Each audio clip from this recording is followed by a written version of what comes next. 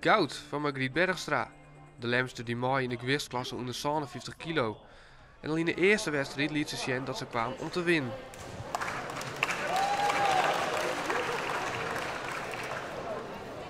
De wedstrijd erna wist ze echt te winnen, maar een finale plak tegen gevolg. Die zei weer zo al bijzonder dat ze die finale hellen. Ouder dan een op de training zit mijn nek volledig vast.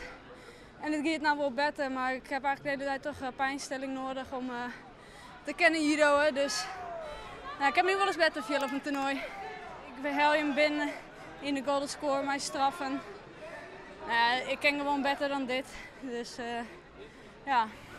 Maar ook de finale spelen ze sterk. Ze gaan mooi maar één doel de mat op. Ik denk vooral heel veel aan de opdracht die ik mij krijg van de trainers. Dus ik krijg een opdracht van bijvoorbeeld de moest dus gewoon het beginnen.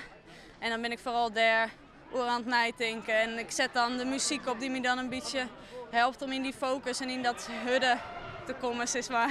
Ja, welk nummer luistert dan? Mijn favoriet is wel een nummer van Linkin Park.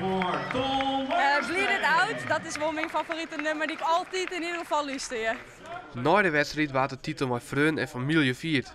Maar de blijdschap van Margriet zelfs voelde het daar.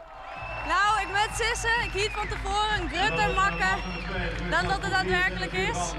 Maar ik ben wel heel blij dat ik die titel heb. Sanne Vermeer van Stiens die ook mooi aan het NK in de klasse onder 63 kilo. Vorig jaar was ze nog Nederlands kampioen in die klasse, maar dit jaar kwam ze net verder als zilver. Ik heb gewoon voor mezelf alles gegeven, dus ik heb ook niet het gevoel dat het mis is gegaan. Ja, net de finale verloren, maar je klinkt nog best wel tevreden dus. Ja, ik ben ook best wel tevreden. Ja, het is natuurlijk altijd jammer, maar ja, zilver is ook mooi.